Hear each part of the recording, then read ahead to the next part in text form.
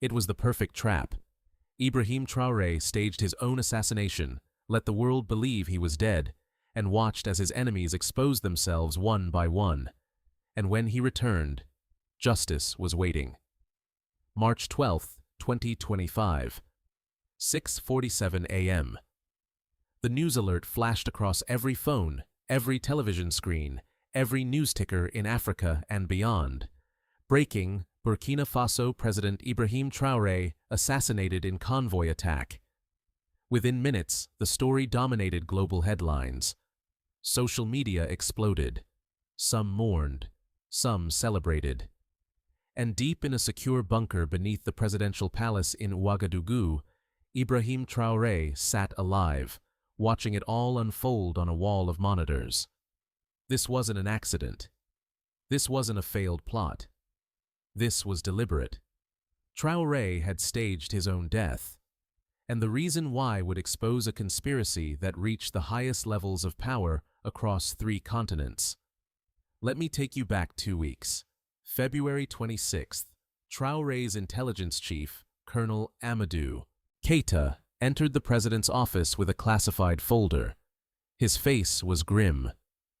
"Sir," he said quietly, "we have a problem, a serious one." Inside the folder were transcripts, encrypted communications intercepted by Burkina Faso's Signals Intelligence Unit. The messages were between foreign diplomats, corporate executives, and, most disturbing, members of Traoré's own government. They were planning his assassination. But this wasn't just about killing one man. The conspiracy was bigger. The plan was to eliminate Traoré, install a puppet leader, reverse all of his Pan-African policies, and reopen Burkina Faso to foreign exploitation. Gold mining contracts, military bases, resource extraction deals. Everything Traoré had spent years dismantling would be restored within weeks of his death. The messages laid it all out in detail: dates, names, payment amounts, even the method of assassination, a staged ambush on a convoy route Traoré frequently used. Traoré read every page in silence. When he finished, he looked up at Keita. "How many people know about this?" he asked. Keita answered, 6, all in this room right now." The others were his most trusted advisors, people he had known since his days as a junior officer, people who had stood with him through every coup attempt, every pressure campaign, every threat. Traoré nodded slowly. Then he said something that shocked them all. "We're going to let them think they succeeded." The plan was audacious, borderline insane.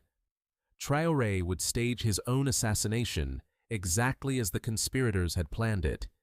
He would use a body double in the convoy. The ambush would happen. The double would be killed. State media would announce his death. A state funeral would be planned. And during the chaos, while the world believed he was dead, Traoré would watch from hiding. He would monitor every communication, every movement, every conversation of the conspirators. They would feel safe, they would speak freely, and they would reveal everyone involved, not just the planners, but the backers, the financiers, the foreign governments pulling the strings. It was risky. If word leaked, the entire operation would fail. Worse, the conspirators might actually attempt a real coup while the nation was in mourning. But Traoré had calculated the odds. "They think I'm the problem," he said. "Once they believe I'm gone, they'll move quickly to secure power. That's when they'll make mistakes. That's when we catch them all." On March 11th, the trap was set. A convoy left the presidential palace at dawn, heading toward a military base in the north. Standard security protocol. 5 armored vehicles. The president's vehicle in the center. Except Traoré wasn't in it. In his place was a body double-named Sékou Diarra, a former actor who bore a striking resemblance to Traoré and had been secretly trained for weeks. Only 7 people knew the truth. At 8:15 a.m., 20 kilometers outside the capital, the convoy, was ambushed. Rocket-propelled grenades, automatic gunfire. The attackers had military-grade weapons and precision timing. The president's vehicle was hit directly. It exploded in a fireball. The other vehicles returned fire, but the attackers escaped within minutes. When security forces reached the wreckage, they found a body burned beyond recognition inside the destroyed vehicle. DNA samples were taken, samples that had been pre-prepared and switched by Traoré's team to match his own genetic profile. By 9 a.m., the official announcement was made. President Ibrahim Traoré was dead. The reaction was immediate and global. African leaders expressed shock and grief. France, the United States, and former colonial powers issued carefully worded statements expressing condolences while subtly noting concerns about stability. Social media split into camps, those mourning a hero and those celebrating the death of a dictator. Within Burkina Faso, the streets filled with mourners. People wept openly. Flags were lowered to half-mast, and in the secure bunker, Traoré watched all of it, expressionless. But he wasn't watching the public grief. He was watching the conspirators. And within hours, they began to move. The first message was intercepted at 11:34 a.m., a text between two government ministers. "It's done. Proceed to Phase 2. Phase 2, according to the earlier intercepts, meant securing key government positions and preparing for the installation of a new interim leader. By afternoon, one of the ministers had quietly contacted the military chief of staff, proposing an emergency cabinet meeting to discuss succession. The chief of staff, who was loyal to Traoré and part of the secret operation, agreed and began documenting everything. By evening, foreign actors started appearing. A French diplomat requested an urgent meeting with the defense minister. A representative from a multinational mining corporation arrived in the capital unannounced. Phone calls were made to offshore accounts. Money began moving, and Traoré's intelligence team recorded it all. Every call, every transfer, every meeting. The conspirators thought they were operating in secret, but they were walking into a spotlight. Day 2, March 13th. The state funeral was announced. It would take place in 3 days, giving time for foreign dignitaries to arrive. But behind the scenes, the real action was accelerating. The government ministers involved in the plot held a secret meeting in a hotel suite. They believed they were secure. What they didn't know was that Traoré's team had planted listening devices in the room days earlier. The meeting was chilling. The ministers discussed dividing power. Who would control which ministry? How they would justify reversing Traoré's policies. One minister laughed and said, "The French will be happy. We'll have their support, their money, and their protection." Another added, "We need to move fast before the Pan-African Union reacts. Once we're in power and the deals are signed, it won't matter what they say." But the most damning revelation came when they discussed the assassination itself. One of the ministers, a man named Boubacar Sankara, admitted he had provided the convoy schedule to the attackers. He had been paid $2 million, transferred through a shell company in Luxembourg. The payment came from a French defense contractor with ties to the French government. It wasn't just a coup. It was state-sponsored assassination. Traoré listened to the recording in silence. Keita, sitting beside him, clenched his fists. "We have everything we need," Keita said. "We can arrest them now." But Traoré shook his head. "Not yet. We need the foreign connections. Let them reach out to their handlers. Let's see how deep this goes." Day 3, March 14th. More pieces fell into place. The French diplomat met with Sankara in a private villa outside the city. They discussed a transition plan. France would provide immediate financial support, $500 million, in exchange for restored mining rights and permission to establish a permanent military base. The diplomat was recorded saying, "Paris is very pleased. Traoré was a problem we've been trying to solve for 2 years. You've done well." Meanwhile, the mining corporation representative met with another conspirator, offering a $50 million bribe to secure gold extraction contracts that Traoré had previously cancelled. The contracts would give the company rights to over 200 tons of gold reserves for a fraction of their market value. It was outright theft, dressed up as a business deal. And then, something unexpected happened.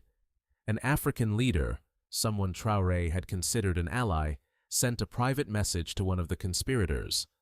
The message read, "I hear the situation has been resolved. When the dust settles, let's discuss regional cooperation. My government is interested in participating in the new arrangement." Traoré stared at that message for a long time. Betrayal from outside was one thing. Betrayal from a fellow African leader hurt differently. Day 4, March 15th, the funeral. Thousands gathered at the National Stadium. African heads of state arrived. Foreign dignitaries filled the VIP section. The casket, empty except for weights to simulate a body, was draped in the Burkina Faso flag. Speakers delivered eulogies. Some were genuine, heartfelt tributes from people who truly believed Traoré was gone. Others were performances, carefully crafted lies from conspirators who knew the truth. And in the bunker, Traoré watched his own funeral. It was surreal. He saw people cry. He saw people pretend to cry.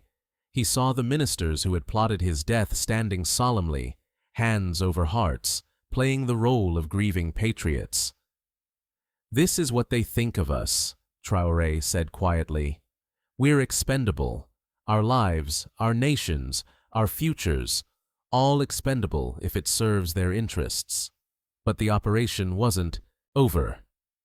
That night, the conspirators held a final meeting. They believed they had won. The funeral was over. Public mourning was beginning to fade. Tomorrow, they would announce an interim government. Everything was proceeding as planned. They toasted with champagne. They divided up positions. They congratulated each other. And Traoré's cameras captured every moment. Day 5, March 16th, 6 a.m. The trap closed.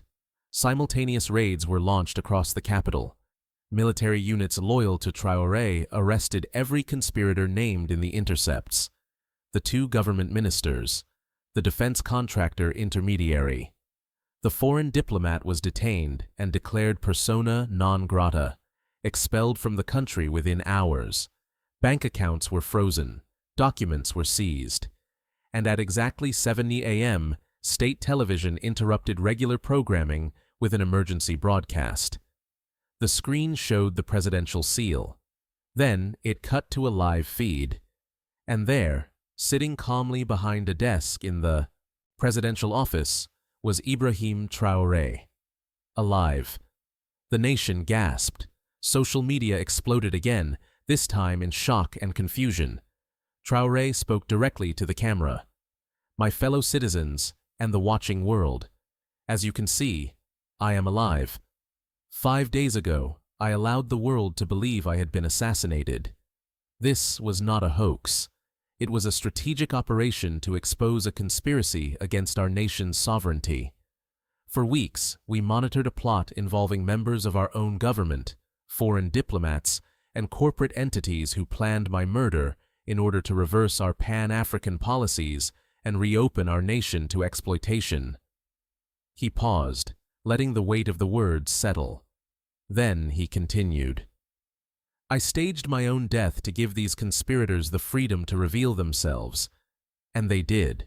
We have recordings. We have financial transactions. We have signed agreements. We have everything. And today, justice begins." He held up a folder. "This contains the names of everyone involved. Burkina Faso citizens who sold out their nation for money. Foreign actors who believed African leaders can be bought or killed at will. and neighboring leaders who participated in this betrayal. He didn't name the African leader publicly, yet, but the message was clear. The evidence existed, and it could be released. Traoré then addressed the broader implications. This conspiracy wasn't just about me, it was about you. It was about whether Africa will continue to rise, or whether we will be dragged back into the chains of neo-colonialism. They wanted to kill one man and bury a movement. But movements don't die when leaders fall. They grow stronger. The reaction was seismic. Within hours, protests erupted, not against Traoré, but in his support. Citizens poured into the streets demanding accountability for the conspirators. The hashtag #ChatterTraoréLives trended globally. International media scrambled to cover the story.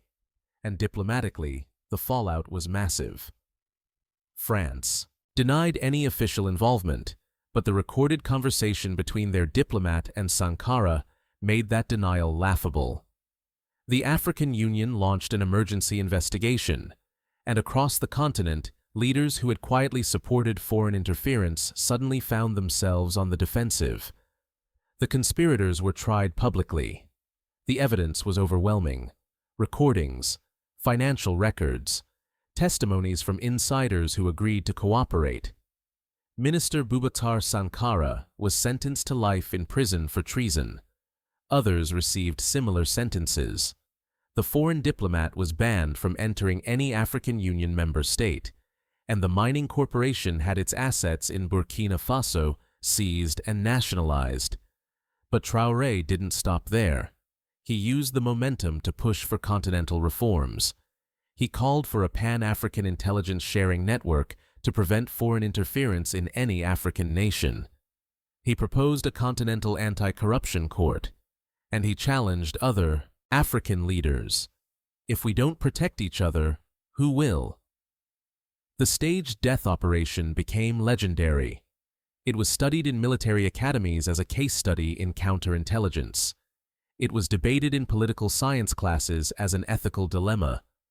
Was it justified to deceive an entire nation, even for strategic purposes? And it cemented Traoré's reputation as a leader who was always 3 steps ahead. But for Traoré himself, the experience was deeply personal. In an interview months later, he reflected on watching his own funeral. "I saw who truly cared," he said. "I saw who was pretending. I saw who celebrated. And I learned that in this fight for Africa's future, we can't trust titles or positions. We can only trust actions. The people who wept at my funeral, the ordinary citizens who poured into the streets, they are the movement, not the ministers, not the diplomats, the people." The fake death operation had done more than expose a conspiracy. It had revealed the true battle lines. On one side, those who wanted Africa free, sovereign, and united. On the other, those who wanted Africa dependent, divided, and exploitable. And Ibrahim Traoré had made it clear which side would win. Because the dead don't come back. But revolutionaries do, and when they return, they bring the truth with them.